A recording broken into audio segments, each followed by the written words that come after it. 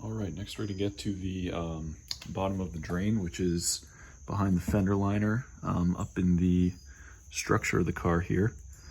And to do that, we're going to remove the wheel and then remove the fender liner. So the wheel is 3 17mm lug bolts, and then the fender liner will come out after that. All right, with the wheel off, we're going to go ahead and remove the fender liner. So 10mm plastic nut there, there, and then I think there's one under here.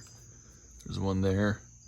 You may have to remove these 8s there and there, and then 2 trim screws there. And it also gets tucked behind the fender here. So just take it easy, find out where it's hung up if it's not coming out, and we'll get this out now. All right, so here's the fender liner removed, the rear fender liner. And the hose we're getting to is, it's hard to see, but it's that one right there with the cross, and it looks a bit gummed up. That's where the sunroof drain comes out. So I might try to remove this black plastic channel in the way, or I might just go for that and see if I can get it opened up and see if there's crud in there. So I reached up into the fender. You can see there's the end of the drain tube, and I pulled off the end of it, and all this dirt here, you can kind of see was kind of gummed up inside there. So I'm gonna go ahead and I'm gonna clean this up, give this a good clean for the rest of the dirt that's in there, get it all out. And then I've seen some people where they actually trim the end of this to basically leave a wider opening on the end. I might trim it a little bit, but I might see how I feel after I get it cleaned up, and then we'll put it back on there. I might check the passenger side footwell for water leaks, and see if this is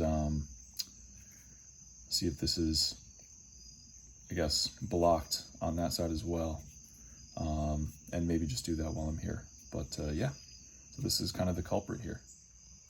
All right, I'm going to try to get this in here, but if you can see the end of the sunroof drain tube looks like it's pretty clogged. So I'm going to try to either blow compressed air from the top, or maybe go in there with a pick and clean it out as best I can in order to stop that from happening again. So I actually went ahead and tested the sunroof drains with a watering pail. So the front drains, there's one there, right at the corner under the wind deflector, and then there's another one on the other side. So just poured a bunch of water in the drain, careful not to get it in the sunroof mechanism. There is this guard around the mechanism, this plastic guard that prevents water from getting in there. Yeah, poured some of the pail, and you can see all the dirt that came out of the tubes. So that's that side, passenger side that is, and this is the driver's side. And there's actually more. When I just poured it onto the floor, there's more on the floor, so definitely pretty clogged up. So I'm going to trim the end pieces and then maybe test it one more time and then put it all back together. All right, so I went ahead and trimmed just some end off of the drain tube ends here. You can see how the ends, they used to be kind of pinched shut like that, pretty tightly.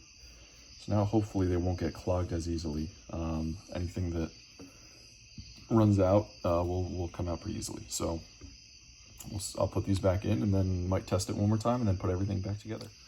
All right, going to go ahead and button up the fender liners again, or the wheel liners again. I'm pretty happy with the way that this turned out. You can see the end of the drain hose is back on. It'll focus, and it seems to be nice and clear of debris. I think just flushing with a bunch of water helped. There's some on the floor. Most of it is in the bucket, so I think.